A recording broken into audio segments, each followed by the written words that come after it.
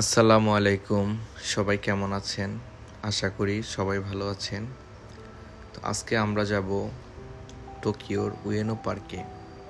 তো বাসা থেকে বের হয়েই আমির ভাইকে ফোন দিলাম যে আমির ভাই কোথায় আছে। তো দেখলাম যে ওনার আজকে ছুটি। তো ওনাকেও বললাম যে ভাবিকে নিয়ে চলে আসেন, উয়েনো পার্কে আমরা যাচ্ছি, আপনারাও আসেন। তো বাসা থেকে বের হয়ে দেখলাম অনেক গরম, এতটাই গরম ছিল মনে হয় চোখে যেন কিছুই দেখতেছি না। তো যাই হোক, এখন আমরা যাচ্ছি ট্রেন স্টেশনের দিকে।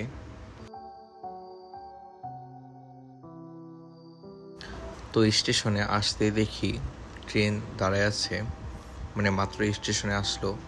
তো আমরাও তাড়াহুড়ো করে উঠে গেলাম। এই ট্রেনে আমরা এখন যাব শিনাগাওয়াতে, কারণ এখান থেকে উয়েনো যাওয়ার ডাইরেক্ট কোনো ট্রেন ছিল না। তো চলে আসলাম শিনাগাওয়া। এখান থেকে আমাদের ট্রেন চেঞ্জ করতে হবে।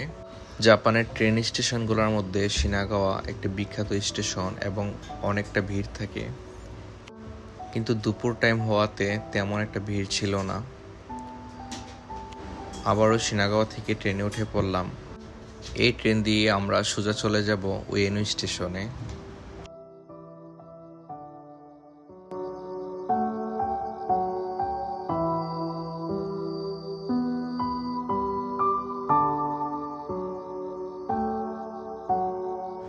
টোকিও স্টেশন পার হয়ে এখন আমরা চলে আসছি উয়েনো স্টেশনে। এসে আমির ভাইকে ফোন দিলাম যে উনি কোথায় আছে, কারণ উনি আমার আগে চলে আসছিল। অবশেষে অনেক দিন পর দেখা হলো ভাইয়ের সাথে। এই গরমেও এই জায়গায় অনেকটা বাতাস থাকার কারণে ভালোই লাগতেছিল।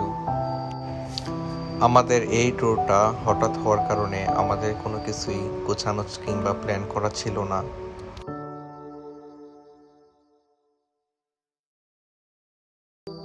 তো কথা বলতে বলতে আমরা ডিসাইড করলাম যে আজকে আমরা বোটে ঘুরবো। ওয়েনোতে এসে বোটে না ঘুরলে আসলে ওয়েনোর মজাটাই থাকে না। তো এখন পার্ক পার হয়ে আমাদের লেকের কাছে যেতে হবে সেই বোটের ঘাটে।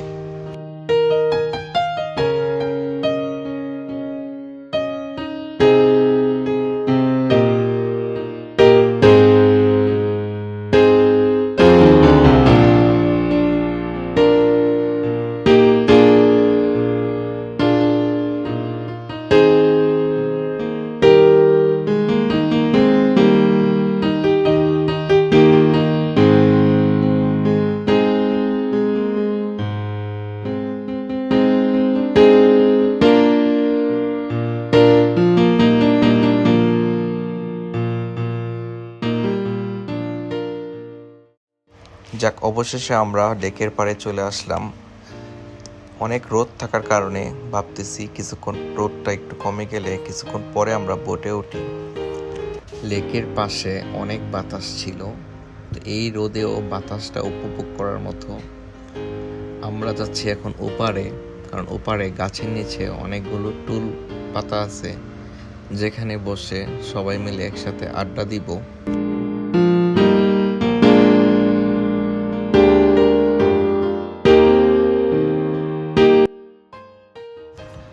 এত গরমে এই পানিটা দেখার পরে আমার কাছে মনে হইতেছিল যে আমি যেন যাই এটা লাফ দিই।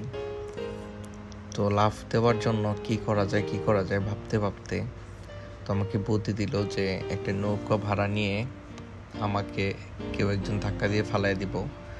তারপরে আমি এমন একটা ভান করব যে নৌকা উল্টে পড়ে গেছি। তারপরে আমি গোসল করব এবং সাথে অনেকগুলো মাছ নিয়ে আবার নৌকাতে উঠে পড়ব। তো একদিকে আমার নৌকাতে ঘোরা হলো, মাছও ধরা হলো, আবার গোসলও করা হলো। তো মাছগুলো আসলে দেখতে এতটাই সুন্দর ছিল, আমার নিজের কাছে মাছগুলোর জন্য খাবার নিয়ে না আসার জন্য অনেকটাই আফসোস লাগতেছিল।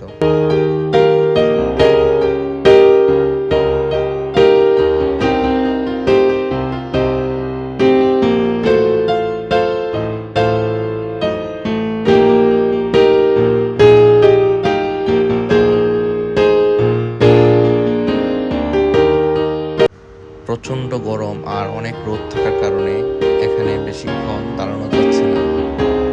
আমরা এখন ওই বেঞ্চে বসে পার্কের রোদটা কিছু কমলে আবারও নিয়ে নিব, পারলে দু একটা মাছও ধরে নিব।